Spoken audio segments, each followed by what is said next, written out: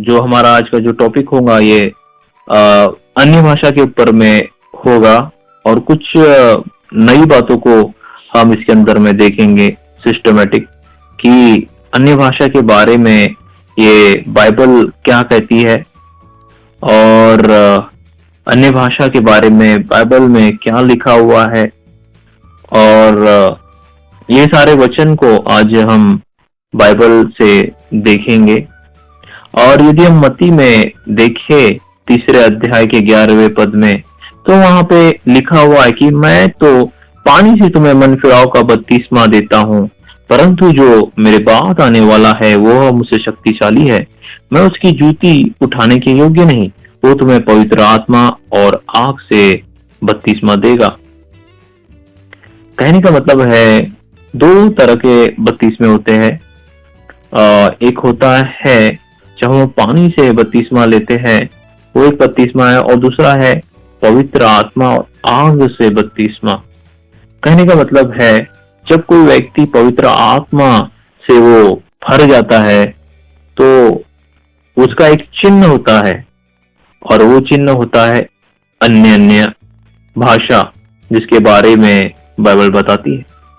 और यही बात यदि हम देखें मरकुस में 16वें अध्याय के 17वें पद में, जैसा कि बाइबल बताती है कि विश्वास करने वालों में यह चिन्ह होंगे कि मेरे नाम से दुष्ट आत्मा को निकालेंगे, नई नई भाषा बोलेंगे। कहने का मतलब है प्रभु यीशु की महान आज्ञा में अन्य अन्य भाषा का भी ये उल्लेख मिलता है। और अन्य भाषा ये सभी विश्वासियों के लिए है, क्योंकि यहाँ पे ऐसा लिखा है विश्वास करने वालों में चिन्ह होंगे। मतलब जो भी प्रभु यीशु मसीह पे विश्वास करता है उसका ये जन्मसिद्ध अधिकार है कि वो अन्य भाषा बोले।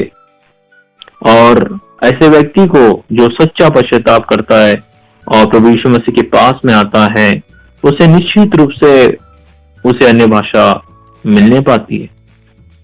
और ऐसा व्यक्ति की डिजायर होनी चाहिए कि प्रभु उसे अन्य भाषा से करे, क्योंकि प्रभु यीशु मसीह जानते थे कि आने वाले समय में जो है विश्वासी लोग अन्य अन्य भाषा बोलेंगे, इसलिए उन्होंने ये भविष्यवाणी कर दी थी कि विश्वास करने वालों में चिन्ह होंगे कि मेरे नाम से वो दुष्ट आत्मा को निकालेंगे, नई नई भाषा को बोलेंगे।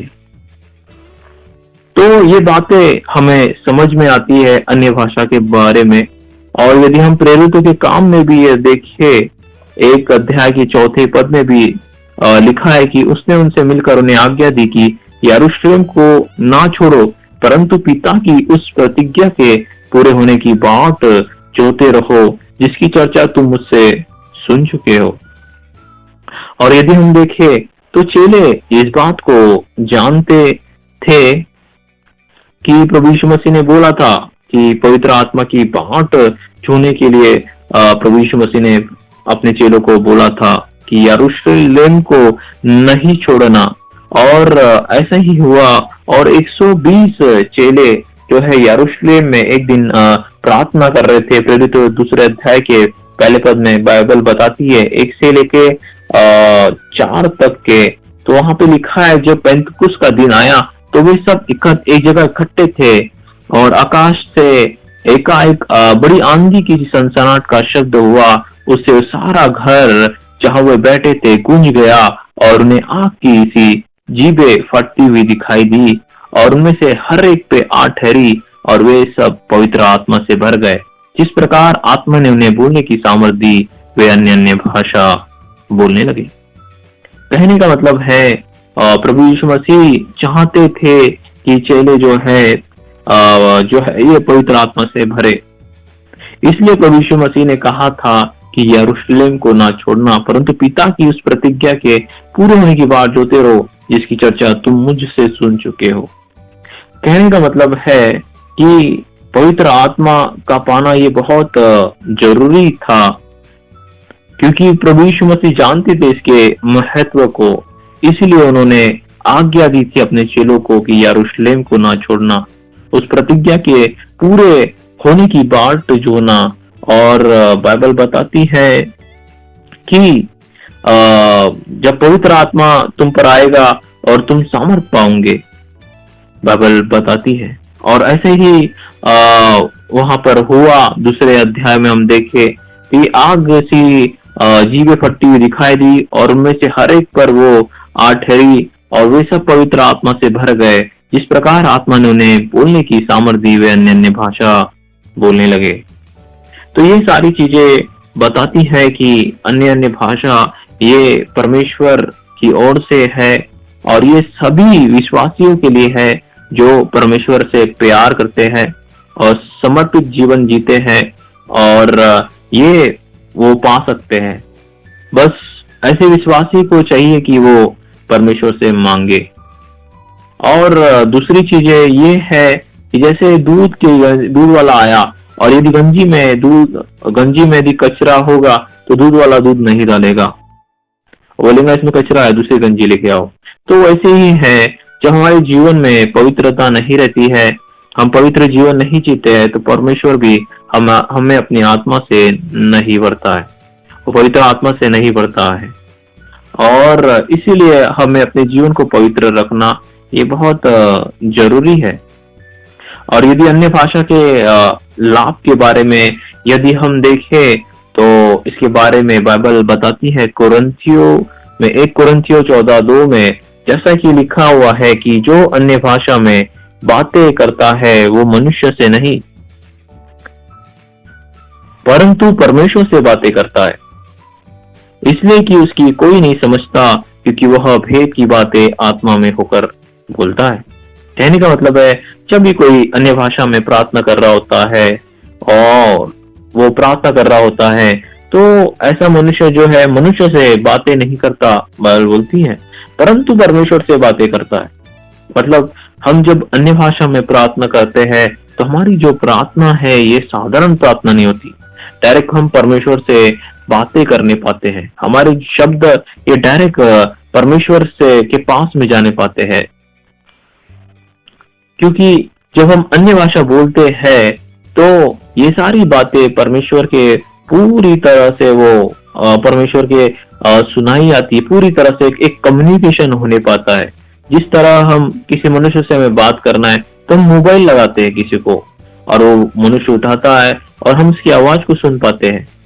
तो जब हम अन्य भाषा बोलते हैं तो परमेश्वर को एक कम्युनिकेशन हमारा होने पाता है, हम परमेश्वर को कॉल लगाते हैं इधर से और परमेश्वर सुनता है हमारे जीवन में क्या हो रहा है, हमें क्या बात की जरूरत है और हमें किन बातों की आवश्यकता है और हमारे जीवन में किन बातों की को हम चाहते हैं। वो सारी जो भेद की बातें हैं हम अन्य भाषा में परमेश्वर तक के वो पहुंचाने पाते हैं। और रोमियो 8:26 भी वो बात बताता है कि आत्मा भी दुर्बलता में हमारी सहायता करता है। जब हम दुर्बल हो जाते हैं, हम नहीं समझते कि हमें क्या करना चाहिए, जब हम हारे हुएपन महसूस करते हैं, तकलीफों को महसूस करते हैं, हारा हुआ महसूस करते हैं परिस्थितियों के कारण, तो आत्मा हमारी ऐसी परिस्थिति में, हमारी दुर्बलता में सहायता करता है कि हम नहीं जानते कि प्रार्थना कैसे करना चाहिए। वो आहे भर भर कर जो बयान से बाहर है हमारे लिए प्रार्थना करता है। कहने का मतलब जब हम अन्य भाषा में प्रार्थना करते हैं तो पवित्र आत्मा ये हमारे साथ में होके प्रार्थना करता है और हमारे जीवन में हमारे लगने वाली हर जरूरतों को जानता है और उन बातों के लिए वो प्रार्थना करता है। और जब हम अन्य भाषा में प्रार्थना करते हैं तो ये सारी चीजें जो हमारे जीवन में चल रही है परमेश्वर को बताने पाते हैं और परमेश्वर उन बातों को सुनकर हमें वो सामर्थ मुहैया कराता है, वो अभिषेक मुहैया कराता है जिसकी हमें जरूरत है। वो एंजल को भेजता है ताकि हमारे जीवन में वो सारी बातों को हम प्राप्त करें जो हमारी जरूरतें हैं। और परमेश्वर अपने ज्ञान को भेजता है, अपने प्रकाश को भेजता है ताकि हम उसके ज्ञान से वो सारी चीजों को से निकल सके। ज्ञान की बातों को भेजता है, हमारे मन में ज्ञान की बातों को डालता है कि इस परिस्थिति का सामना हमें ऐसा करना चाहिए। तो क्या होता है जब अन्य भाषा बोलते हैं तो जैसे कि हमने पढ़ा कि वो जो अन्य भाषा में बातें करता है वो मनुष्य से नहीं परंतु परमेश्वर से बातें करता है, इसलिए कि उसकी कोई नहीं समझता क्योंकि भेद की बातें आत्मा में होकर बोलता है। जब हम अन्य भाषा में बोलते हैं तो परमेश्वर जो है भेद की बातें वो हमें बताने पाता है। वो भेद की बातें, वो रेवोल्यूशन, वो आने वाली बातें परमेश्वर जो है हमें ये बताने पाता है। और यदि हम देखें तो उसके अंदर में लिखा हुआ है, 1 कुरिन्थियों 14:4 में भी लिखा है कि जो अन्य भाषा में बातें करता है वो अपनी उन्नति करता है, परंतु जो भविष्यवाणी करता है वो कलीसिया की उन्नति करता है। यदि आप आत्मिक उन्नति करना चाहते हो तो उसका एक ही रास्ता है और वो है अन्य भाषा में प्रार्थना करना। यदि आप आधे घंटे अन्य भाषा में प्रेयर करोगे तो थोड़ी बहुत आत्मिक उन्नति करने पाओगे। यदि आप 1 घंटे अन्य भाषा में प्रार्थना करोगे तो थोड़ी ज्यादा आत्मिक उन्नति करने पाओगे। यदि आप 2 घंटे अन्य भाषा में प्रार्थना करोगे तो थोड़ी और ज्यादा आत्मिक उन्नति करने पाओगे। यदि आप 3 घंटे अन्य भाषा में प्रार्थना करोगे तो आप ज्यादा आत्मिक उन्नति करने पाओगे। और ये आत्मिक उन्नति ये देखी जा सकती है परमेश्वर की आवाज को सुन पाना। आज बहुत सारे लोग जो है परमेश्वर की आवाज को सुन नहीं पाते। उसका क्या कारण है? क्योंकि उनके जीवन में परमेश्वर की सामर्थ की कमी है। उनके जीवन में वो एक तरह से समर्पित जीवन वो नहीं जी रहे हैं। वो एक तरह से उनका ध्यान संसार की बातों में लगा हुआ है, संसारिक कामों में लगा हुआ है। वो परमेश्वर की बातों को इतना महत्व नहीं देते, परमेश्वर को इतना महत्व नहीं देते, इसलिए वो परमेश्वर की जो है वॉइस को सुन नहीं पाते। और आत्मिक उन्नति ये देखी जा सकती है परमेश्वर की आवाज को सुन सकना। आपके आत्मिक सेंस ये इतने पावरफुल हो जाते हैं जब ज्यादा आप अन्य भाषा में प्रार्थना करते हैं तो आपको परमेश्वर की जो है आवाज आने पाती है। वो बोलता है, आपसे बातें करता है। और आज जब मैं लेटा हुआ था तो मैं थोड़ा सा ऐसी शांत था, परमेश्वर की उपस्थिति का अनुभव कर रहा था। मुझे अच्छा नहीं लग रहा था और मैं सोच रहा था कि आज शायद वचन ना दो ना। तो लेकिन क्या हुआ, पवित्र आत्मा पहले बोला, एकदम से वो आया और एकदम से मैं उसकी उपस्थिति को फील कर रहा था। उसने बोला कि जूस पीना चालू कर। और प्रभु ने बताया कि मौसमी का जूस पीने के लिए मुझे बोल रहा था। और फिर मैं थोड़ी देर मस्त तो एकदम शांति को फील कर रहा था, एकदम से बहुत अच्छा फील कर रहा था, पवित्र आत्मा से बात कर रहा था। फिर मैं अंदर गया तो पवित्र आत्मा ने बोला कि नीचे जा और मेरे वचन को बता। कहने का मतलब है मैं पवित्र आत्मा की वॉइस को एकदम स्पष्ट सुन पा रहा था। मेरे मन में ऐसा चल रहा था कि मैं आज वचन ना बताऊं, लेकिन पवित्र आत्मा चाह रहा था कि मैं वचन को बताऊं, जो काम मैंने हाथ में लिया है उसे पूरा करूं। क्योंकि मुझे थोड़ा सा आज अच्छा नहीं लग रहा था, थोड़ा सा क्योंकि हम शरीर में हैं और हमारी जो तबीयत कम ज्यादा वो कभी कभी होती है खाने पीने के कारण और मौसम के कारण। तो मैं परमेश्वर की वॉइस को सुन रहा था, एकदम से मुझे अच्छा फील हो रहा था। तो इस बात को मैं जाना कि पवित्र आत्मा जो हमसे बहुत प्यार करता है। और मुझे जो स्ट्रेस लग रहा था, पता नहीं स्ट्रेस कहाँ से, स्ट्रेस हार्मोन बढ़ गए थे, एकदम से शांति फील हो रही थी। पवित्र आत्मा जो आया सारे स्ट्रेस को दूर कर रहा था। वो जो एकदम से शांति लग रही थी। फिर पवित्र आत्मा ने बोला कि नीचे जा और मेरे वचन को बता। तो कहने का मतलब है आत्मिक उन्नति, जब हम अन्य भाषा में ज्यादा प्रार्थना करते हैं तो इससे हमारे जो है सेंस ये खुलने पाते हैं। हमारे जो कान जो है ये आत्मिक जो सेंस है, कान है जो है ये आत्मिक हमारे खुलने पाते हैं। हम वॉइस को परमेश्वर की आसानी से वो कैच करने पाते, सुनने पाते हैं, पकड़ने पाते हैं।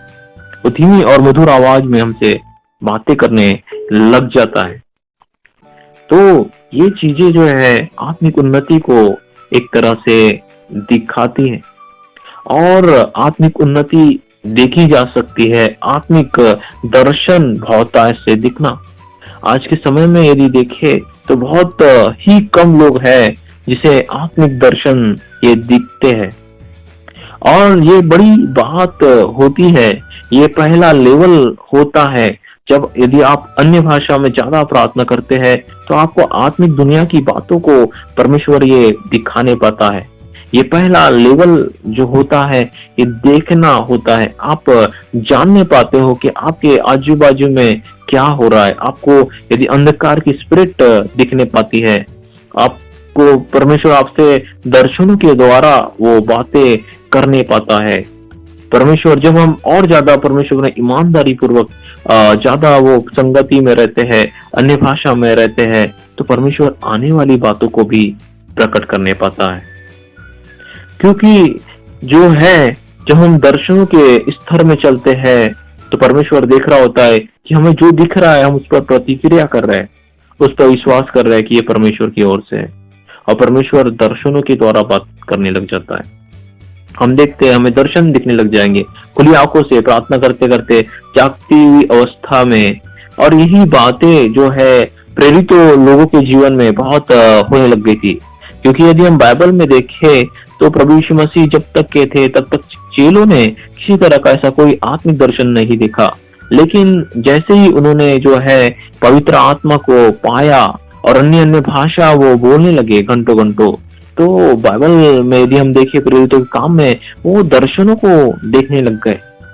पवित्र आत्मा दर्शनों के द्वारा उनसे बातचीत करने लग गया और उनसे बात करने लग गया।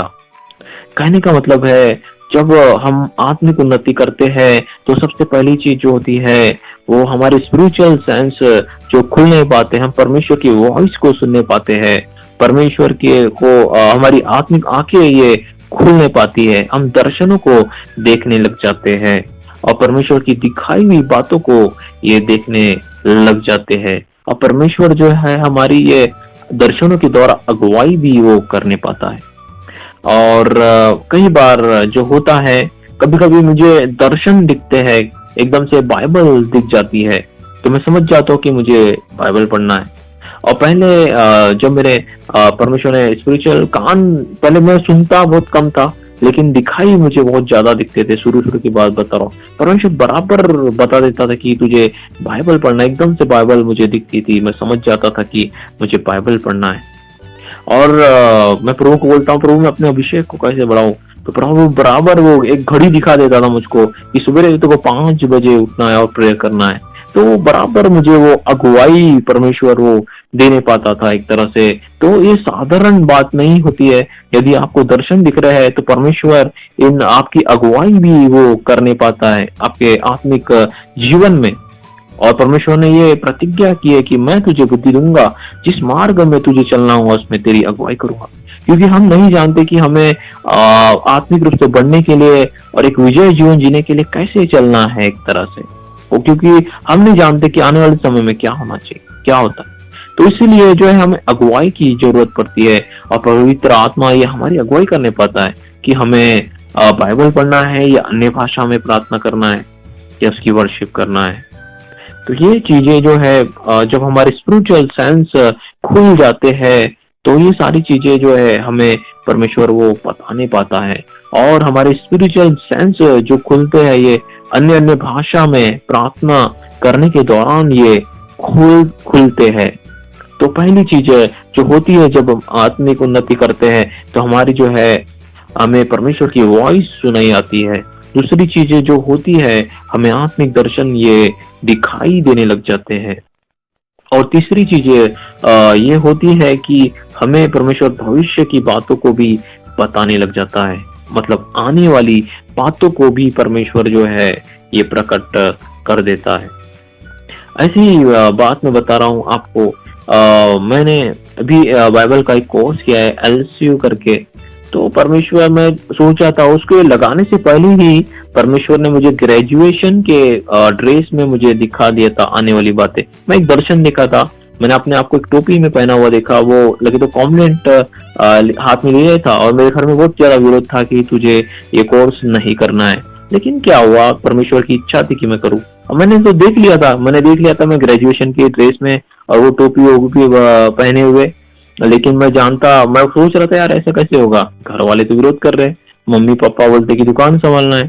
फिर एक पास्टर का फोन आया कि वो बोल रहे थे कि आपको करना है, और सही में वो पॉसिबल हुआ और मैंने 1 साल का वो कोर्स किया और सही में वो ग्रेजुएशन वो मेरा होने पाया। कहने का मतलब पहले साल का वही ड्रेस कोड, वही सब चीजें। फिर मुझे याद आया कि परमेश्वर ने ये बातें मुझे दिखाई थी।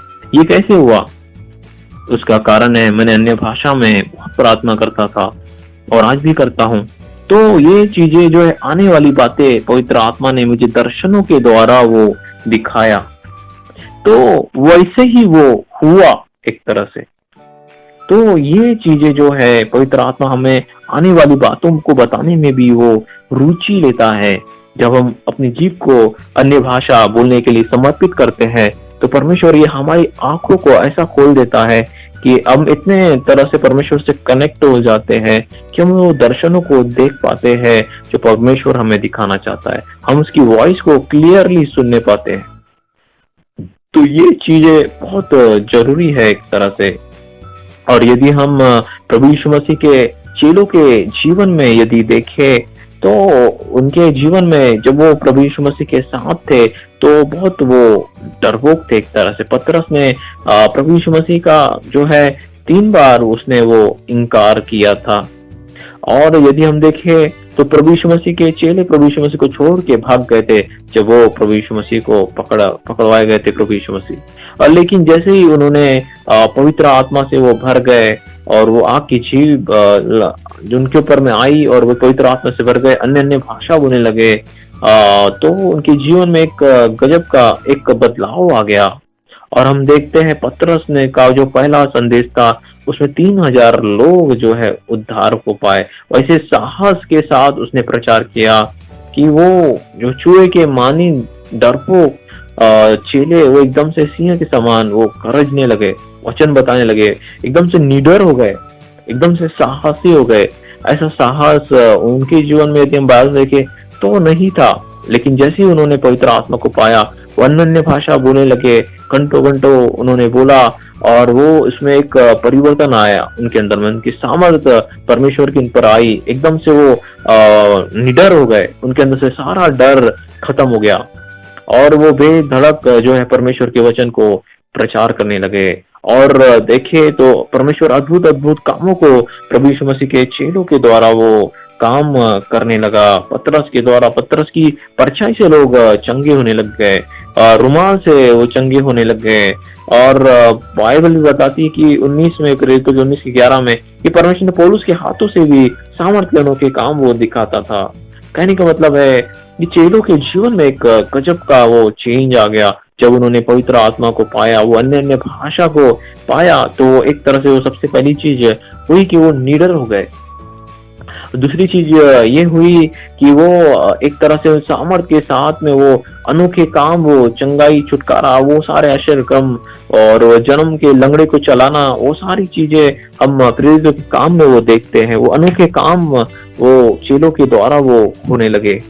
परमेश्वर चंगाई उनके द्वारा कर रहा था और दुष्ट आत्मा निकाल रहा था और बड़े बड़े कामों को उनके द्वारा वो करने लगा था। ये किस सामर्थ्य के द्वारा हुआ? तो उसका जवाब है वो है अन्य भाषा में प्रार्थना करने के दौरान। और मेरा विश्वास है कि प्रभु यीशु मसीह के जो चेले थे और जिन्होंने पवित्र आत्मा को पाया था, और तो वो घंटों घंटों अन्य भाषा में प्रेयर करने वाले थे। इसलिए परमेश्वर ने जो है उन्हें इतना सामर्थ्य रूप से इस्तेमाल किया।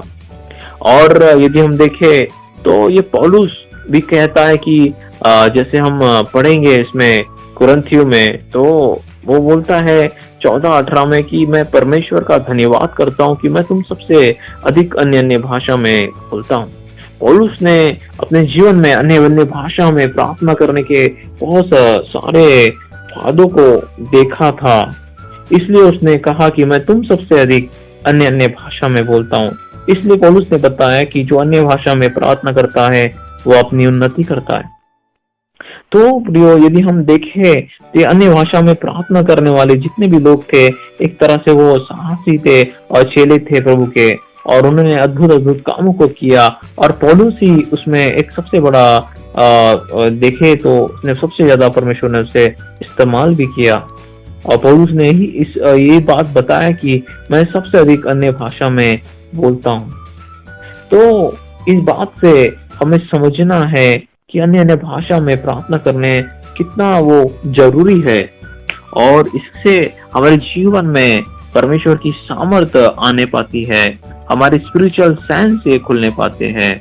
और यदि हम पौलुस को देखें तो उसने नए नियम की 1/3 पुस्तक को भी उसने लिख डाला, और बाइबल बताती कि पौलुस के द्वारा परमेश्वर अनोखे अनोखे काम को करता था।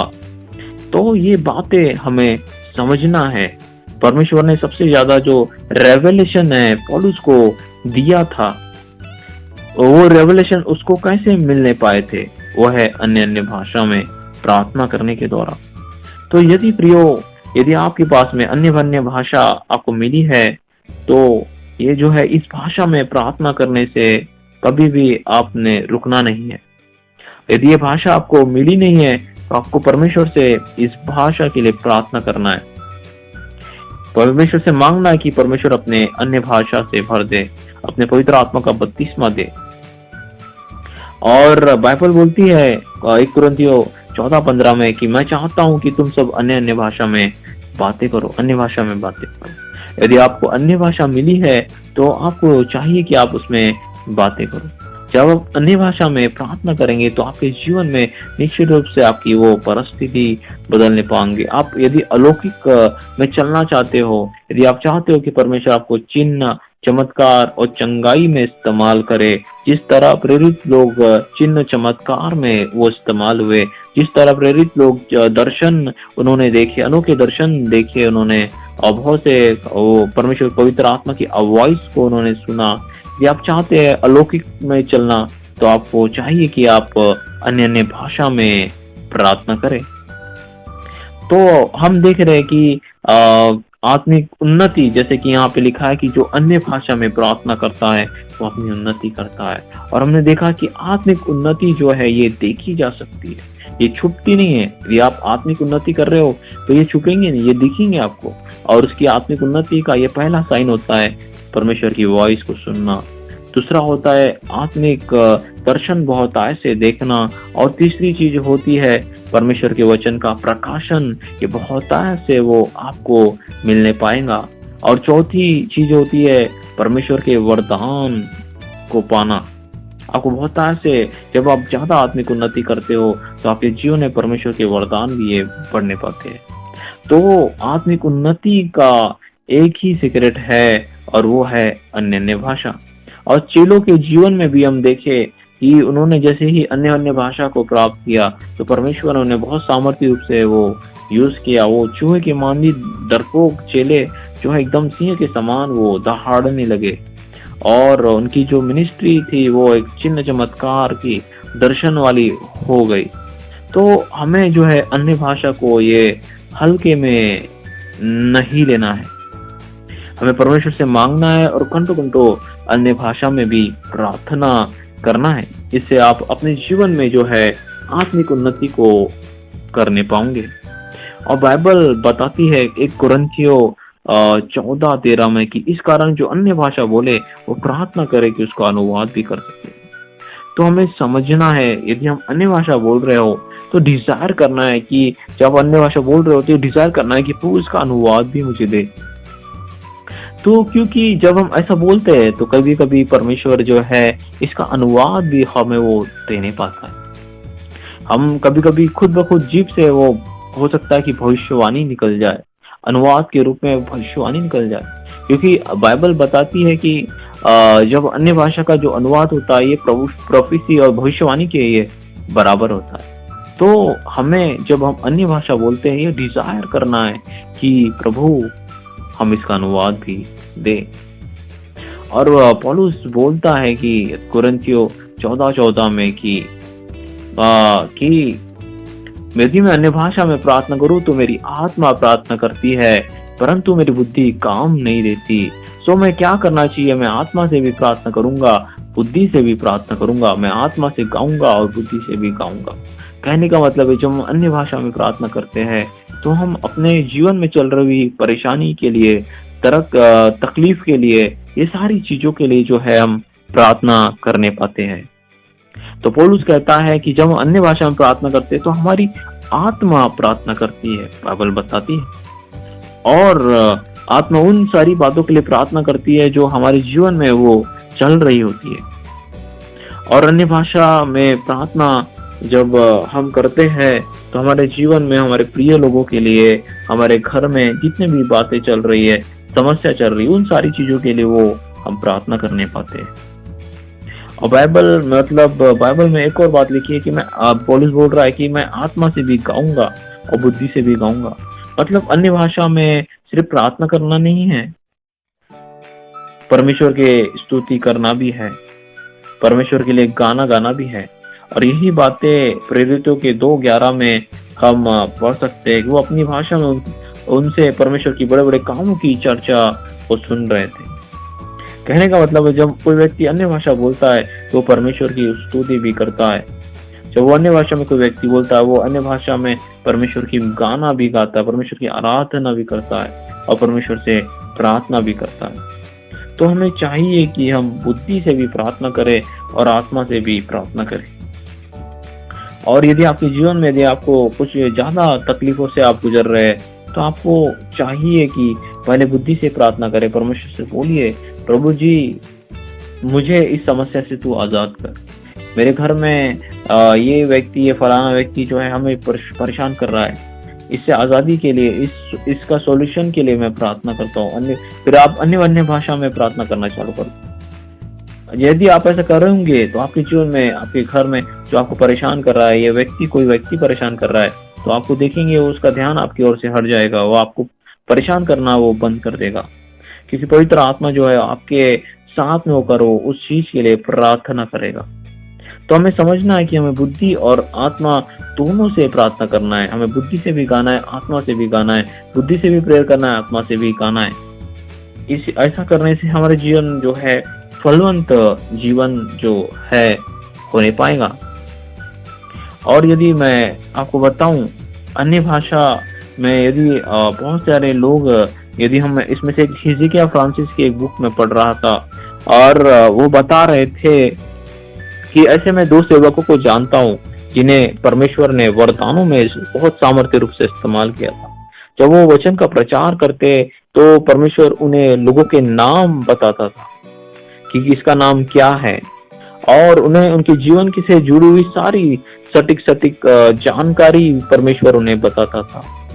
तो उनकी जो सामर्थ्य का भेद जो था, तो उन्होंने बताया कि वो अन्य भाषा में प्रार्थना बहुत ज्यादा वो करने पाते थे।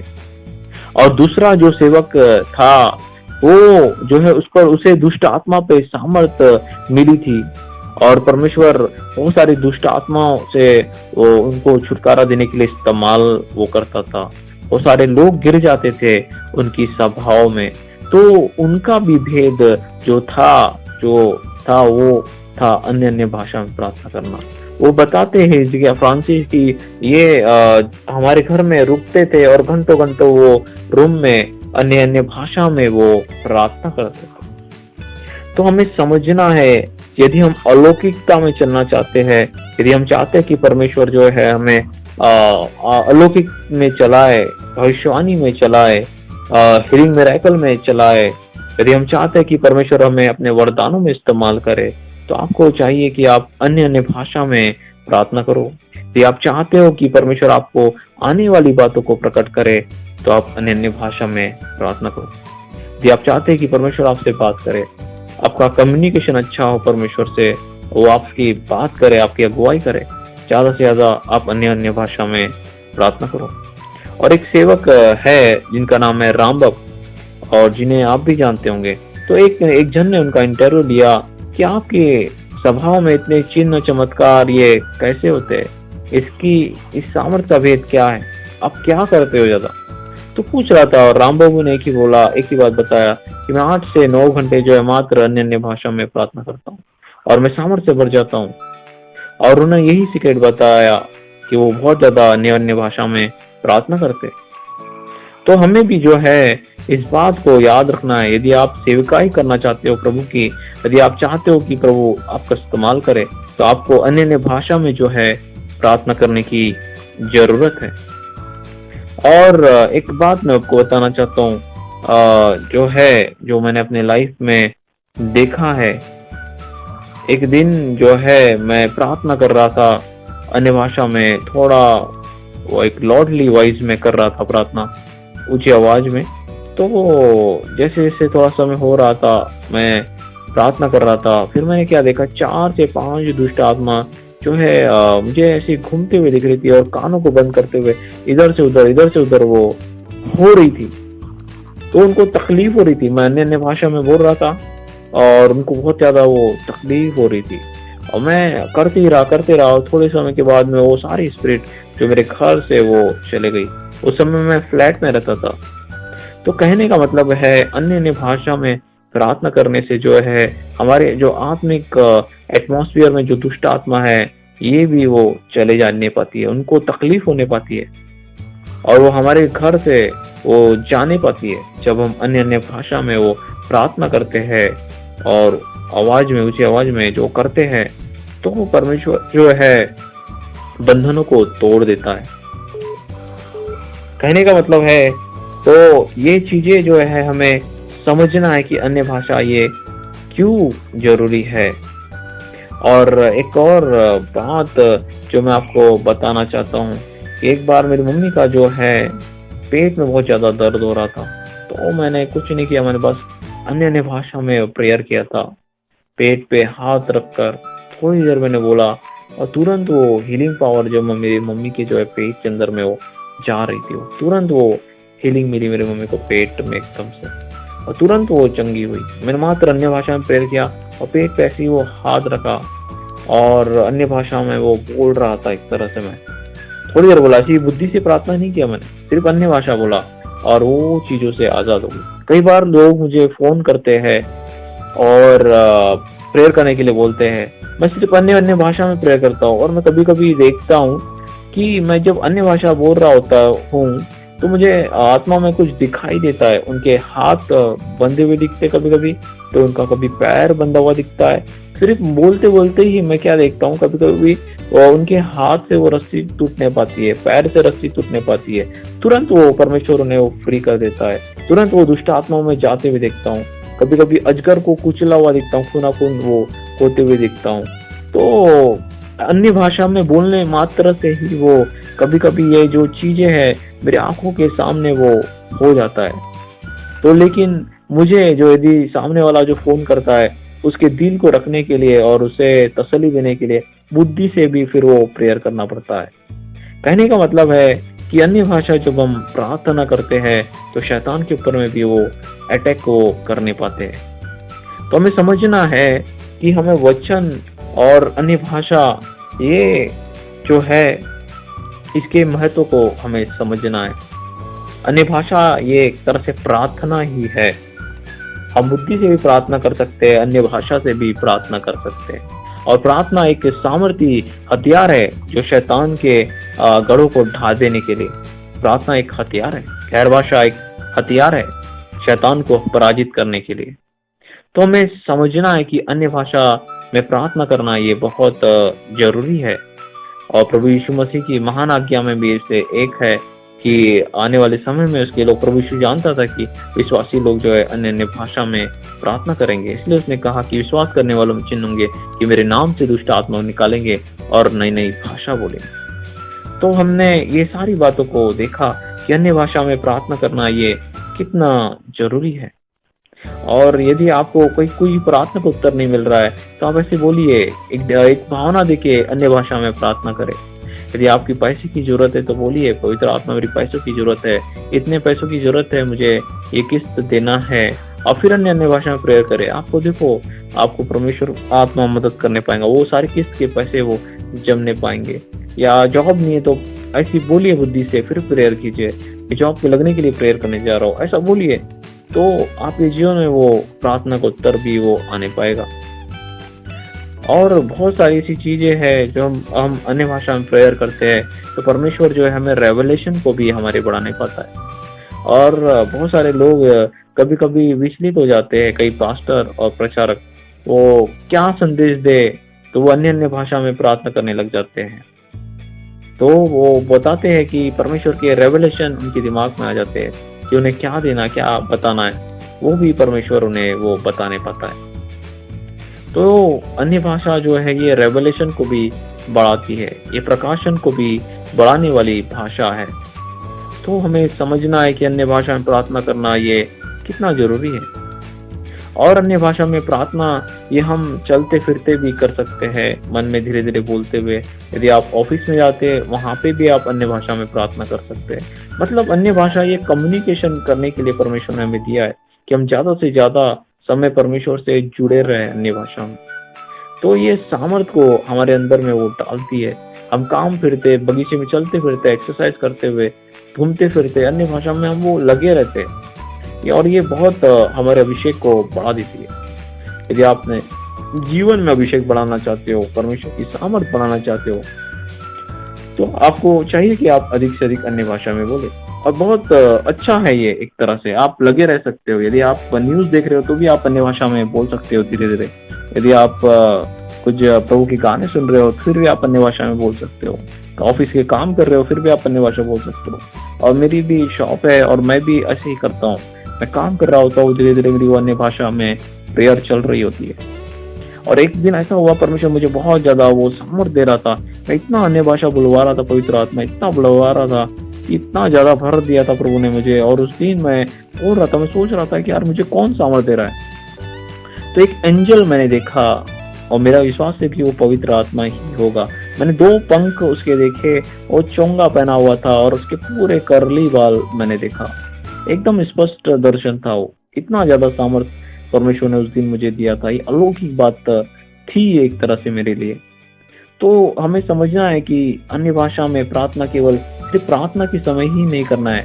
हम यदि नहाते तभी भी हम कर सकते हैं, बुद्ध बताते हैं, क्योंकि हम परमेश्वर के मंदिर हैं। हम चलते फिरते गाड़ी चलाते हुए भी अन्य भाषा में बोल सकते हैं। और ये बहुत सामर्थ को, बहुत ज्यादा अभिषेक को हमारे जीवन में ये बढ़ाने पाती है। तो हमने देखा कि अन्य भाषा में ये एक तरह से हमारी आत्मिक उन्नति करने में बहुत मददगार कुंजी है। और बाइबल घोषित करती है, बताती है कि अन्य भाषा में प्रार्थना करना ये आत्मिक उन्नति करना है। तो ये चीजें हमें समझना है। और जितने भी बड़े बड़े जो प्रोफेटिक मिनिस्ट्री कर रहे हैं, वो सबसे अधिक जो है अन्य भाषा में प्रार्थना करते हैं। और उन्होंने भी बताया है, जैसे कि मैंने सुना है, कि वो घंटों घंटों अन्य भाषा में प्रार्थना करते हैं। और परमेश्वर उन्हें मोबाइल के नंबर भी बता देता है, उन्हें नाम भी बता देता है और बहुत सारी सटीक जानकारी बताता है किस बात के कारण वो है अन्य भाषा में प्रार्थना करने के दौरान। तो हमें समझना है कि अन्य भाषा में प्रार्थना करना ये हमारे आत्मिक उन्नति को करती है, हमारे स्पिरिचुअल सेंस को खोलती है, देखना सुनना और ये सारी चीजें एक्टिवेट हो जाती है। अलौकिक में चलने में हमें मदद मिलती है। अलौकिक मतलब सुपर नेचुरल, हीलिंग, मिरेकल, परमेश्वर की वॉइस सुनना, किसी के बारे में सटीक जानकारी बताना, आने वाली बातों को बताना पाना, ये सिर्फ अन्य भाषा में प्रार्थना करने के दौरान वो हो सकती है। और आत्मिक वरदान बहुत ऐसे मिलना, ये अन्य भाषा में प्रार्थना करने के दौरान ही वो हो सकता है। तो हमने देखा कि अन्य भाषा ये परमेश्वर की योजना में थी और वो आज भी जो अन्य भाषा में प्रार्थना करता है, परमेश्वर से हीलिंग में इस्तेमाल करता है, डिलीवरेंस में इस्तेमाल करता है और भविष्यवाणी में भी इस्तेमाल करता है और आत्मिक उन्नति की बातों को दिखाता है, आने वाली बातों को दिखाता है। परमेश्वर दर्शनों के द्वारा वो बातें करने पाता है। तो ये सारी चीजें जो है हमने अन्य भाषा के बारे में